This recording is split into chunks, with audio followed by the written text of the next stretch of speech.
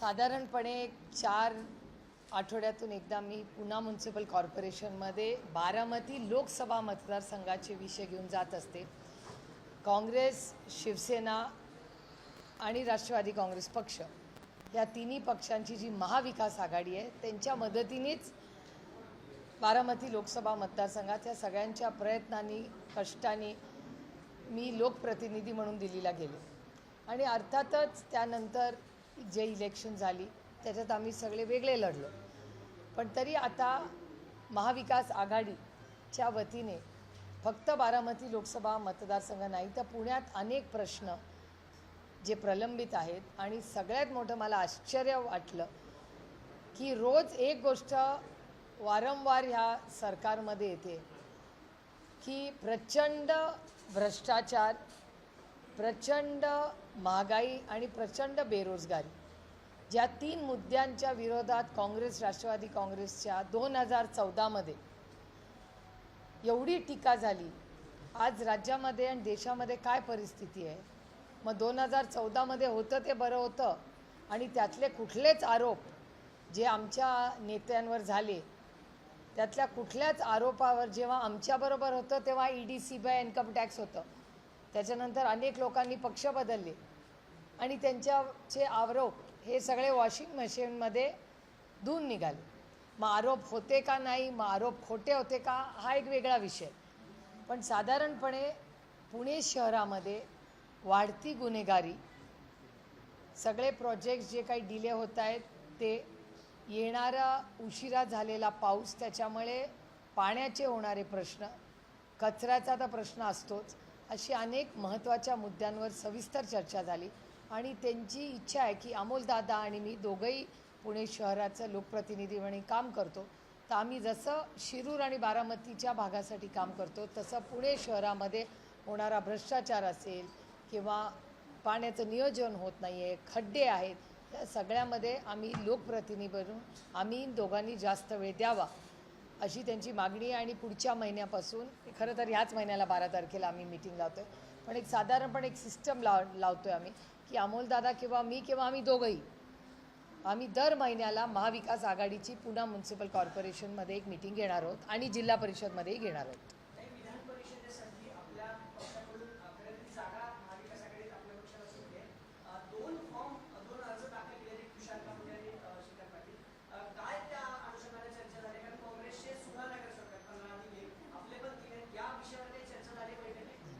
या इलेक्शनबद्दल काहीच चर्चा झाली नाही, कारण का ते काँग्रेस सगळे महाविकास आघाडीचे नेते मुंबईत बोलले होते।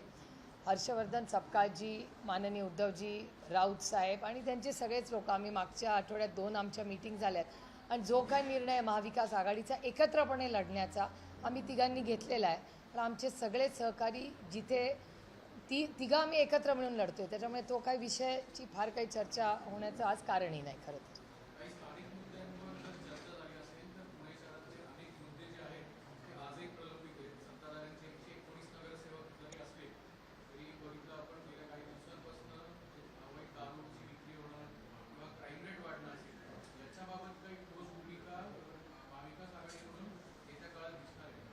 अर्थातच तुम्ही सगळ्यांनी वर्तमानपत्रात आज वाचलंच असेल, काहीतरी गेले कित्येक दिवस जो क्राईम वाढतो आहे पुण्यामध्ये, त्याच्याबद्दल सातत्याने आम्ही सगळेच महाविकास आघाडी म्हणून नाही पण पुणेवर प्रेम करणारे पुणेकर म्हणून आम्ही प्रश्न मांडतो। राजकारण होत राहील, इलेक्शन होत राहतील, पण आम्ही सगळे पुण्याचे लोक आहोत, आम्ही पुणेकर आहोत। या पुण्याने आम्हाला सगळ्यांना किती दिलेलं आहे, आमची नैतिक जबाबदारी नाही की जर गुन्हेगारी वाढत असेल, काय आपल्या सगळ्यांच्या घरात लहान मुलं, लेकी, सुना नाही आहेत, मग लढायचं नाही त्याच्यासाठी? आणि गंमत मला एकाची वाटते की महाराष्ट्र सरकारचा स्थानिक डेटा आणि केंद्र सरकारचा क्राईमचा डेटा ह्याच्यात तफावत आहे। म्हणजे आदरणीय माननीय अमित शहाजींचा डिपार्टमेंटचा डेटा, महाराष्ट्र सरकारचा डेटा आणि पुणे शहराचा डेटा, हे तिन्ही वेगळे वेगळे डेटाज हे आलेले आहेत। त्यामुळे कुठला डेटा खरा हा एक प्रश्न आहे, पण त्याचबरोबर पुणे शहरामध्ये तुमच्या सगळ्यांच्या चॅनल्सवर आणि प्रत्येक वर्तमानपत्रात एक दिवस आड, कदाचित रोजही असेल, पण कुठली ना कुठली घटना, दुर्दैवी घटना ही पुण्यामध्ये होते। मला आश्चर्य वाटते की एवढे सगळे व्हिडिओ सगळ्या चॅनलवर चालत असताना पुण्याचे पोलीस यंत्रणेला ते कसे दिसत नाहीत का, ते टी व्हीच बघत नाहीत, हा प्रश्न माझ्या मनात आलेला आहे खरं, आणि पडलेला आहे मला मोठा प्रश्न.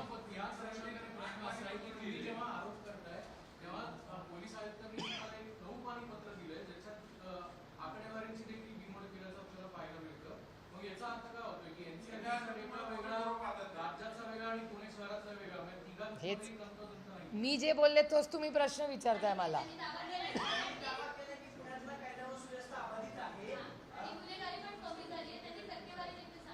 मग हे पत्र मला, पण मग हे त्यांनी पत्र मला लिहायच्याऐवजी माननीय देवाभाऊंना आणि अमित भाई शहांना लिहायला पाहिजे होतं ना, कारण का डेटा तर त्यांचंच सरकार आहे केंद्रात पण आणि राज्यात. तर ते मला पत्र लिहायच्याऐवजी त्या 2 गृहमंत्र्यांना पत्र लिहिलं पाहिजे ना, कारण का डेटा आला कुठून, गृहमंत्रालयातून, आणि गृहमंत्रालयातून डेटा आला, नुसता डेटा नाही. त्यांना जर असं वाटत असेल की इथे कोयता गँग नाही, तर मी प्रत्येक चॅनलचे मनपूर्वक हात जोडून आभार मानते की कोयता गँग जेव्हा जेव्हा अटॅक करते तेव्हा तेव्हा तुम्ही जबाबदारीने त्याचे व्हिडिओज हे चॅनलवर दाखवतात. मागच्या आठवड्यात कात्रज चौकामधली मारामारी जणू काय तो सिनेमाचा शॉट आहे. एका माणसाला धरून त्याला वरून फेकून द्यायचेही उद्योग चाललेले. तिथल्या नगरसेवकांची मी बोलले.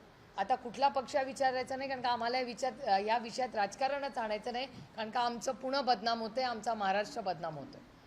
त्यामुळे या सगळ्या परिस्थितीमध्ये जरी हा डेटा येत असेल तरी अतिशय विनम्र आणि प्रांजळपणे मी माननीय जे कारभारी आहेत पुण्याचे त्यांना गेल्या मीडियामधल्या गेल्या 1 महिन्यातल्या सगळ्या बातम्या पाठवणारे. क्राईम कमी होत असेल तर आनंदच आहे, पण त्याचा वास्तवता काय आहे, कदाचित ते टी व्ही बघत नसतील, असंही असू शकेल.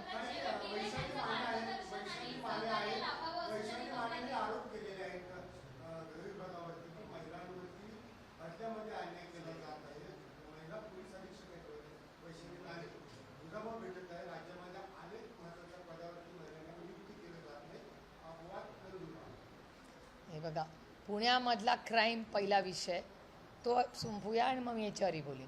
पुण्यामध्ये क्राईम वाढतोय हा डेटा माझा नाही, हा केंद्र आणि महाराष्ट्र सरकारचा डेटा आहे जो सगळ्या वर्तमानपत्रात आलेला आहे. आणि तो नुसता डेटा नाही, प्रत्येक गोष्टीचे व्हिडिओज हे वारंवार आलेले. त्याच्यामुळे अर्थातच आणि आमची सहकार्याची भूमिकाच आहे ना पोलिसांना. आता परवा 22 लोक गेले. आता मला खरं सांगा, ही दारूची जी ही सगळे आपण लोक गेले, आपले सगळ्या पत्रकारांना ही भेसळ कुठे होते माहिती आहे, पण पोलिसांना माहिती नाही. म्हणजे पत्रकार पोलिसांचं काम करायला लागले, मग पोलीस यंत्रणा काय करते. आणि फक्त हे सगळ्या ज्या 20-22 बदल्या झाल्या आहेत त्याच्यातून प्रश्न सुटत नाही ना, तुम्हाला मुळाशी जावं लागेल. ड्रग्ज, मला तुम्ही सांगताय की फर्ग्युसन कॉलेज रोडला अनेक वेळा वर्तमानपत्र आणि चॅनल्सवर दाखवलं जातं की तिकडे ड्रग्ज मिळतात. मग ह्याच्या विरोधात कधी बोलणार.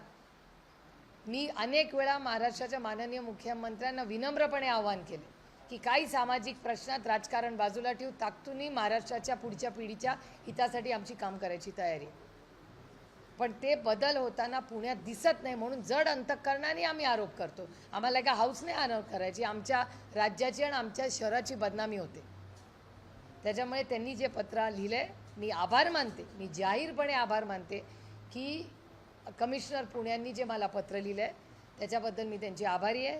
ते पूर्णपणे मी वाचलेलं आहे आणि त्यांना आज एक विनम्रपणे एक उत्तर त्याचं मी आज देणार आहे. ते ड्राफ्टही झालं असेल. आम्ही सहकार्य आम्ही सेवक आहोत. आम्ही राज्यात कशासाठी निवडून आलो आहे, महाराष्ट्राची 12मती लोकसभा मतदारसंघाची पुण्याची सेवा करण्यासाठी, म्हणून तर आम्ही म्हणतोय.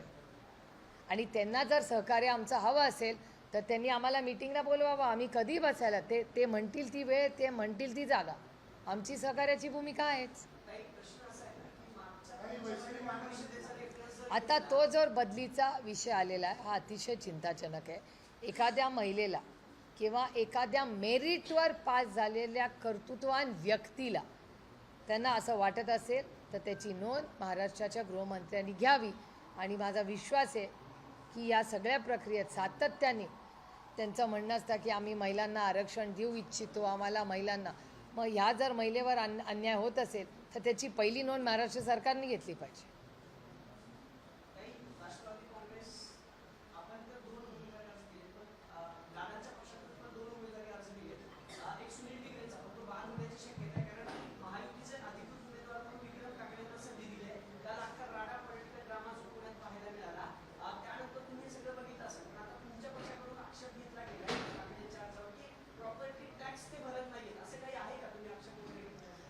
नाही, मगाशी मला उमेदवारांचा आमच्या फोन आला होता की असं म्हणे, म्हणजे त्या वकिलाला माझ्यापेक्षा माहिती असेल, की माझ्या कानावर आलेल्या गोष्टी मी काही कागदपत्र पाहिलेले नाही. पण अजित पवार गटाचे जे कॅन्डिडेट आहेत, उमेदवार आहेत, त्यांनी जो फॉर्म भरला आहे काल, आता साधारणपणे अशी पद्धत असते की आपण टॅक्स भरायचा एक NOC असतो, नो ऑब्जेक्शन सर्टिफिकेट, की आपण सगळे टॅक्स भरलेले आहेत. तर एक टॅक्स त्या उमेदवारांनी भरला नव्हता असं एक ऑब्जेक्शन आलं आहे आणि आज आमच्या लोकांच्या समोरच त्यांनी 40,000 रुपयाचा वाटतं काहीतरी चेक भरला आणि तो टॅक्स भरलेला आहे. आता ह्याच्यात मला फक्त टेक्निकल प्रश्न आहे. मी ह्या विषयातली कॉन्स्टिट्यूशनल एक्सपर्ट नाही, पण इलेक्शन कमिशनच ह्याचं उत्तर देऊ शकेल. माझा इलेक्शन कमिशनचा अनुभव जरासा वेगळा आहे, पण इलेक्शन कमिशनमध्ये काल जर ॲफिडेविट करून लिहिलेलं असेल, ॲफिडेविटचं महत्त्व तुम्हाला माहिती आहे की ॲफिडेविटमध्ये लिहिलेलं असेल की मी कुठलाही आज म्हणजे माझे सगळे ड्यूज क्लिअर आहेत, तर आज त्यांना परत संधी असते का छाननीमध्ये, हा प्रश्न हे एखाद्या मला असं वाटतं तज्ज्ञालाच विचारायला लागेल. कारण का मग त्या ॲफिडेविटला काय महत्त्वच नाही आहे. दरवेळीस कोणी कुठलाही फॉर्म भरेल आणि छाननीमध्ये त्याला करेक्शन करता येईल.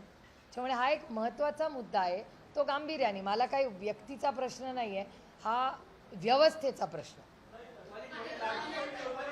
एक मिनिट, त्याच्यावर मी सविस्तर बोलीन.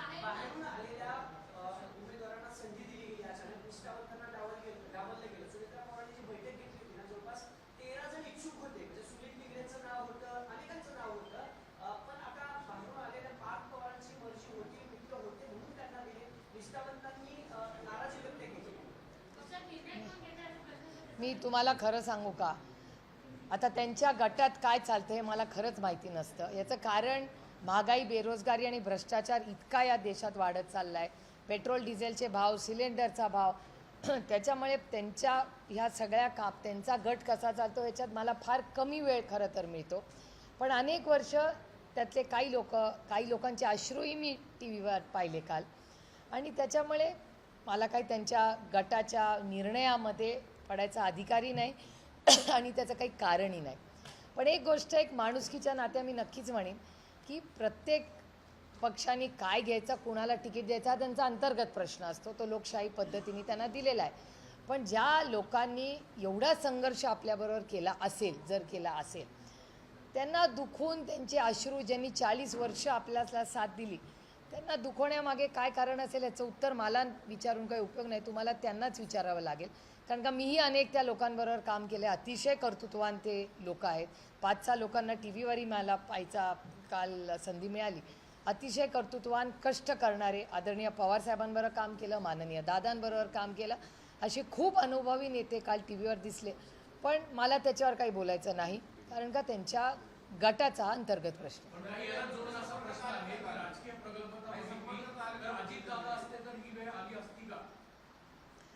आता हे बघा, दादा असता तर काय गोष्ट झाली असती, दादा असताच तर खूप गोष्टी वेगळ्या असत्या, हे तुम्हालाही माहिती आहे आणि मला माहिती आहे. गंमत मला अशी वाटते की अनेक स्टेटमेंट्स आम्ही तेव्हा केले, तेव्हा आम्हाला खोडून काढण्यात आलं, आणि आज आम्ही म्हणतोय नको रे बाबा, आणि ते म्हणतात नाही नाही तेव्हा असं झालं होतं.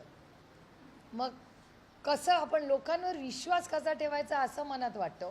कारण का आम्ही अतिशय निर्मळ मनाने खरं सांगितलं, आणि पांडुरंग साक्षी आहे त्याला, आणि अनेक लोक साक्षी आहेत. आणि तेवढंच नाही, तुमच्यापैकी किती पत्रकार आहेत ज्यांना दादा स्वतःच बोलला होता. त्याच्यामुळे दादा स्वतः तुम्हाला काय काय बोलला होता ते दादा गेल्यानंतर खोडून काढायचं पाप काही लोकांनी केलं. कारण की आपल्याकडे पद्धत आहे, किती काय मतभेद असू दे, मनभेद असू दे, एकदा माणूस गेला ना तर त्याच्या आठवणी नेहमी गोडच ठेवायचा. माझ्यासाठी तर तो भाऊच होता. ह्यांचा भाऊ नसेल, त्यांच्याबरोबर संघटनेत काम केलेलं असेल, पण दादा गेल्यानंतर ज्या पद्धतीने दादा हे बोललाच नाही, दादानी केलंच नाही, दादाच्या मनातच हे नव्हतं, ह्या सगळ्या गोष्टी सांगितल्या गेल्या समाजात, तुमच्या सगळ्या चॅनलवर बोलल्या गेल्या. आणि आता असं काय घडलं की आता सगळ्यांनी युटर्न करून सांगितलं नाही नाही, दादांची इच्छा होती, दादा बोलले होते, दादा एकटे जात होते, दादा बोलत होते, मला सांगितलं होतं. आता मी तर म्हणलं नको रे बाबा, असं हे सगळं युटर्न करणारं आमचं राजकारण नाही. आम्ही मायबाप जनतेची सेवा करायला इथे आलो आहे. त्यांना सगळ्यांना आमच्या शुभेच्छा आहेत. माझा दादा नाही राहिला आता, त्यामुळे आता काय फरक पडतो.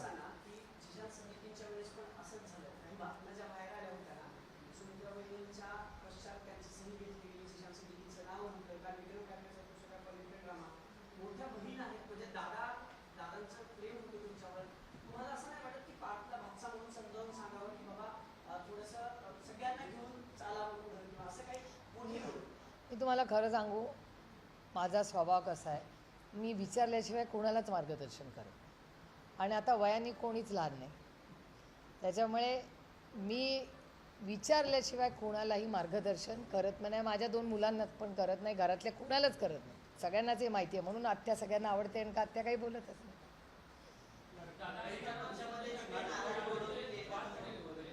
कोणाचे? मला खरं फारसं माहिती नाही. मी काय संजय काकडेंना फारसं काही ओळखत नाही. वर्तमानपत्रात वगैरे ज्या काही बातम्या येतात किंवा माझ्या मतदारसंघात, काका तुम्हाला माहिती आहे आपण जातो त्या दिलीप बराटेंच्या घराच्या अलीकडे त्यांची एक सिटी आहे वगैरे, त्याच्यामुळे माझी काय फारशी ओळख नाही आणि मला काही फारसं माहिती नसतं या गोष्टीतला. असतील ना, पण मूळचे असतील ना, पण आता पुणेकर झालेत ना, त्याच्यामुळे मला काय फारसा काय, पुरंदर पण आपलंच आहे ना, आपले सगळे भावकी आहे तिकडे. पण कुठलेही असले तरी माझे फारसे काय त्यांच्याशी कधी संबंध आले नाहीत. आणि कुठल्या गटाने कुणाला तिकीट द्यावं आणि नाही द्यावं त्या गटाचा प्रश्न आहे ना. आपण कसं दुसरे के घर में क्यों जाके. मी तुम्हाला खरं सांगू, नाही बघा, माझं कॉन्टॅक्ट हा सगळ्यांबरोबर वर्षभर असतो. म्हणजे पक्ष वेगळे झाले तरी घडामोडींचा काय संबंध, नाती कन्सिस्टंट असतात, ती काही ढगासारखी नसतात, आज आला आणि गेला असं नसतं. नाही, माझी कोणाची भेट झाली नाही, माझी भेट झाली नाही. मी कुणाशी बोललेले नाही. ज्यांच्याशी मी रेग्युलरली बोलते त्यांच्याशी माझी बोलणी एनिवे होत असतात. आणि त्यांच्या गटात त्यांनी कुणाला तिकीट द्यायचं, योग्य अयोग्य, मला कोणी मक्तेदारी दिली आहे आणि मला वेळही नाही. मी खरंच तुम्हाला सांगते, महागाई, बेरोजगारी, भ्रष्टाचार, पुढे येणारी आव्हानं, भाजीचा भाव तुम्ही बघताय किती झालेला आहे. सामान्य माणसांनी जगायचं कसं. एक MLCचं इलेक्शन तुम्हाला मोठी बातमी झाली, पण जो शेतकरी आज डिझेलसाठी तासन तास लातूर असेल, नंदुरबार असेल, हिंगोलीला उभा आहे, त्याचं का बघायचं का ह्यांचं एक MLCचं इलेक्शन बघायचं.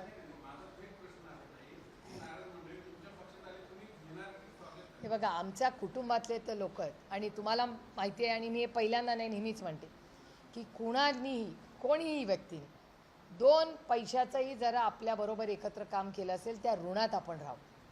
त्यामुळे माझं त्यांच्याबद्दल जरी गेल्या 2-3 वर्षात काही मतभेद, काही राजकीय मतभेद झाले असतील, पण मनभेद माझी कोणाशी कालही नव्हते, आजही नाही आणि उद्या नाही. आणि मी त्या गटातल्या 99% लोकांची माझा कॉन्टॅक्ट कालही होता, आजही आहे आणि उद्याही राहील. त्याच्यात नवीन काय आणि त्याच्यात गैर काय.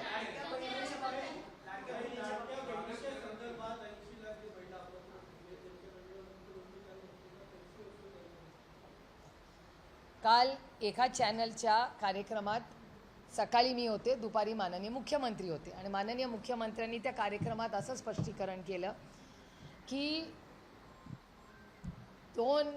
एखादा लाखाचा कमी जास्त असेल, कागद आत्ता माझ्याकडे नाही आहे, माझ्या गाडीत आहे, मी तो तुम्हाला देईन सगळं, 1-2 कोटी, मला वाटतं 65 का 66 लाख महिलांना इलेक्शन झाल्या पैसे देण्यात आले.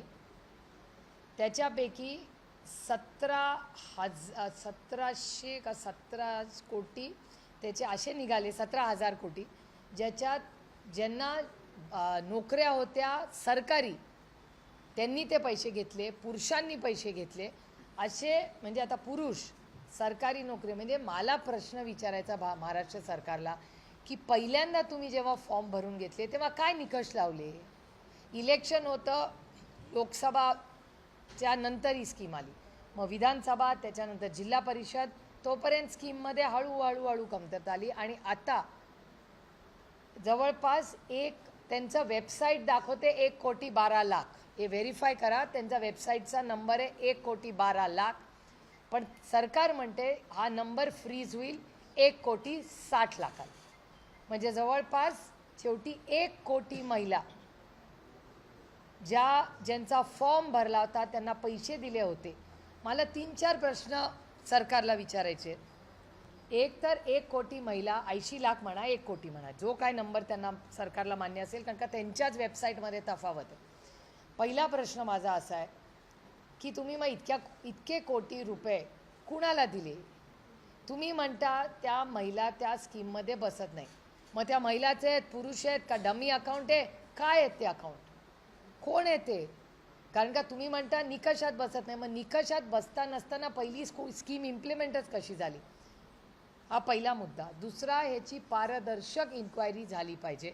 मी SITची पण मागणी मागेही तुमच्यासमोर केलेली आहे. तिसरा मुद्दा की याची रिकव्हरी कशी करणार? मी पैसे दिले, मग तुम्ही कुठल्या अकाउंटला पैसे दिले, कुणाला पैसे दिले? तर तुमचं म्हणणं EKYC झालं नाही. मला प्रश्न पडतो, तुम्हाला आठवत असेल माननीय मोदीजींनी एक स्टेटमेंट केलं होतं की मी कॅश हद्द पार करणार आणि त्यांनी नोटबंदी केली होती. नोटबंदी झाली, सगळ्यांची जनधन अकाउंट्स मिळली. अभिमानाने आम्हाला सांगायचे करोडो लोकांची जनधन, सगळे जे नॉन बँकिंगमधले 100% बँकिंग सिस्टममध्ये आले जनधन योजनेत. आणि मनमोहन सिंग साहेबांच्या सरकारने आधार कार्ड काढलं होतं. गाव, वाडी, वस्ती आधार कार्ड मिळालं की नाही या देशात सगळ्यांना? हे मनमोहन सिंग साहेबांच्या काळात झालेला हा उपक्रम आहे. मग जनधन योजना ती पण चिदंबरम साहेबांची योजना आहे. पुढे मोदी साहेबांनी ती पुढे नेली, मान्य केली, पुढे केली नाही, पण ओरिजिनल ती जनधन योजना ही चिदंबरम साहेबांची मनमोहन सिंग साहेबांच्या सरकारमध्ये. मग जनधन योजना आणि आधार कार्ड हे क्लब करून तुम्ही तीच यंत्रणा वापरून तुम्ही लाडकी बहीण योजना का नाही केली? हे इन्फ्रास्ट्रक्चर तर होतं ना. मग 1,00,00,000 म्हणा, 80,00,000 म्हणा, माझं म्हणणं एकही चुकीचा असता कामा नाही ना. मग ह्याला काय म्हणायचं? इलेक्टोरल भ्रष्टाचार म्हणायचा, बनवाबनवी म्हणायचा, का आमचे जयंतराव म्हणाले तसं? गरज बरो मला माहिती आहे काय पाहिजे.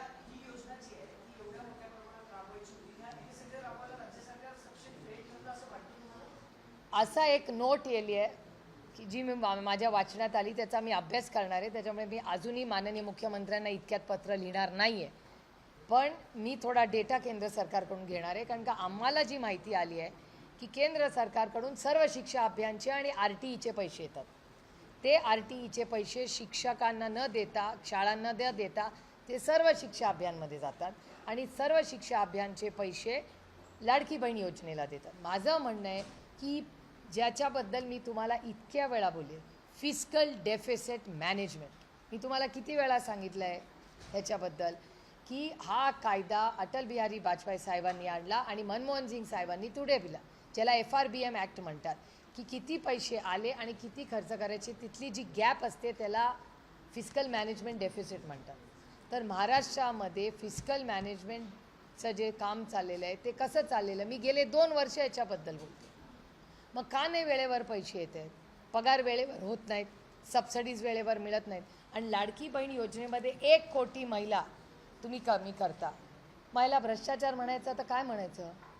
फसवलंच ना तुम्ही महिलांना. मग याची जबाबदारी कोण घेणार?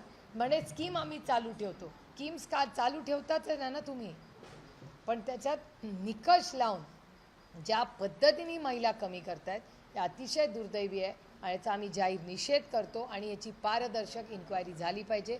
हे महाराष्ट्रातही मी माननीय मुख्यमंत्र्यांना पत्र लिहिणार आहे की त्यांनी महिला बाल कल्याणला ह्याचे प्रश्न आम्ही जे मांडतोय ते माननीय मुख्यमंत्री एक मोठा राज्याचा भाऊ म्हणून त्यांनी त्या महिला बाल कल्याण डिपार्टमेंटकडून ही माहिती मागवली पाहिजे.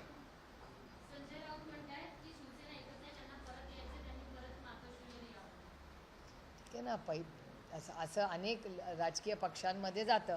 काही प्रेमाने परत जातात, काही आईसनी परत जातात. आईस म्हणजे तुम्ही विसरला असाल तर इन्कम टॅक्स, सीबीआय आणि ईडी. आईस उन्हाळा पण वाढला आहे आजकाल. त्याच्यामुळे काही आईसच्या केसेस असतात, काही प्रेमाच्या केसेस असतात. आता ते काळाप्रमाणे कळतं. काही कांद्याचा प्रश्न अजूनही ज्वलंत आहे. तिकडे मंचरमध्ये नाश्ता रोको केलाय. कधी अपेक्षित आहे सरकारकडनं कांद्यावर? नाही आमचे भगरे सर, निलेश लंके, रोहित पवार, आज मला वाटतं अतुल बेनके पण जायचे होते. त्या सगळ्यांनी आज कांद्याचा हा प्रश्न अतिशय गंभीर झालेला आहे. आणि तुम्ही बघितलं की माननीय मुख्यमंत्री, दोन्ही उपमुख्यमंत्री पण दिल्लीला गेले होते, पण अजून तोडगा निघालेला नाही. त्यामुळे दुर्दैव आहे की कांद्याच्या प्रश्नाबाबतीत आणि शेतकऱ्याच्या बाबतीत अतिशय असंवेदनशील आजचं हे सरकार आहे.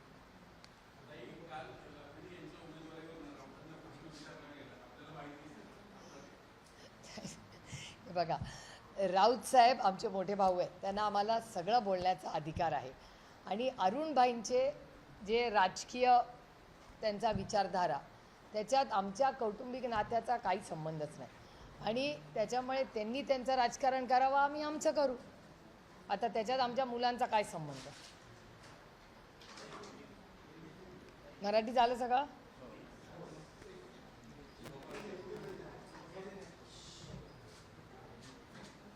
चला,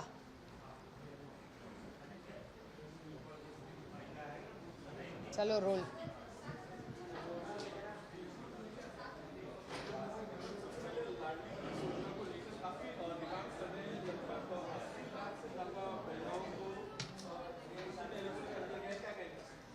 इसकी हम ये पूरी जो कहानी है लड़की बहन योजना के बारे में, हम तो पहले दिन से कह रहे थे 1 करोड़ महिला उन्होंने कम किए हैं.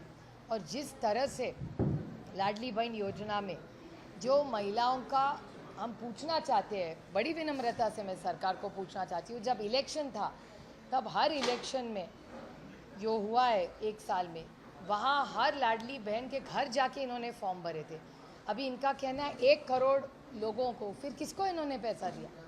2.25 करोड़ महिलाओं को पैसा मिलता था. अभी उनके वेबसाइट पे 1 करोड़ 12 लाख महिला है और सरकार का नंबर है कि 1 करोड़ 60 लाख महिलाओं को. तो 80 लाख से 1 करोड़ महिलाओं का पैसा इन्होंने कम किया है. और कहते हैं इसमें इलीगैलिटी. तो इसकी जिम्मेदारी कौन लेगा? ये भ्रष्टाचार नहीं है तो क्या है? इसका जवाब देना पड़ेगा सरकार को. बिल्कुल, ये सब इलेक्शन के जुमले हैं. ये इलेक्शन था तब ये जुमला था, अभी उनका इलेक्शन ख़त्म हो गया, जुमला ख़त्म.